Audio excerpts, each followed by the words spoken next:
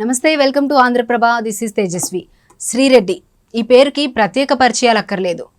మీటూ ఉద్యమాన్ని ప్రారంభించి జాతీయ స్థాయిలో గుర్తింపు తెచ్చుకున్న ఈ భామ ఫిలిం ఛాంబర్ వద్ద బోల్డ్ ప్రదర్శన చేసి అప్పట్లో సంచలనం రేపింది.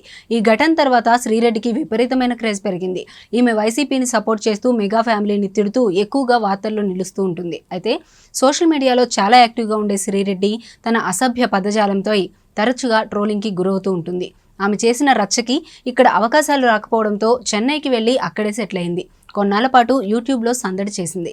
ఇప్పటికీ పలు వీడియోలు చేస్తూ హంగామా చేస్తుంటుంది. అయితే గత 2 ఏళ్లుగా శ్రీరెడ్డి అండ్ సిద్ధార్థ్ సహజీవనంలో ఉన్నారని, త్వరలో పెళ్లి చేసుకోబోతున్నారని నెట్టింట తెగ ప్రచారం జరుగుతుంది. సిద్ధార్థ్ రెడ్డి ఇంట్లో శ్రీరెడ్డితో పెళ్లికి మొదట ఒప్పుకోకపోయినా తర్వాత గ్రీన్ సిగ్నల్ ఇచ్చారని, ప్రస్తుతం ఈ ఇద్దరు కూడా చెన్నైలోనే నివసిస్తున్నట్లు ప్రచారం జరుగుతుంది. ఇందులో ఎంత నిజం ఉందనే దానిపై క్లారిటీ అయితే రావాల్సి ఉంది. కాగా గతంలో శ్రీరెడ్డి దగ్గుబాటి అభిరామ్తో చాలా క్లోజ్గా దిగిన ఫోటోలు లీక్ చేసి ఎంత సంచలనం సృష్టించిందో మనం చూసాం. బైరెడ్డి సిద్ధార్థ్ రెడ్డి కర్నూలు రాజకీయ నేత.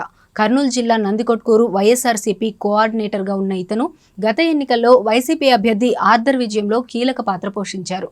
రాయలసీమ పరిరక్షణ సమితి వ్యవస్థాపక అధ్యక్షుడు, మాజీ ఎమ్మెల్యే బైరెడ్డి రాజశేఖర్ రెడ్డి తమ్ముడి కొడుకే ఈ బైరెడ్డి సిద్ధార్థ రెడ్డి.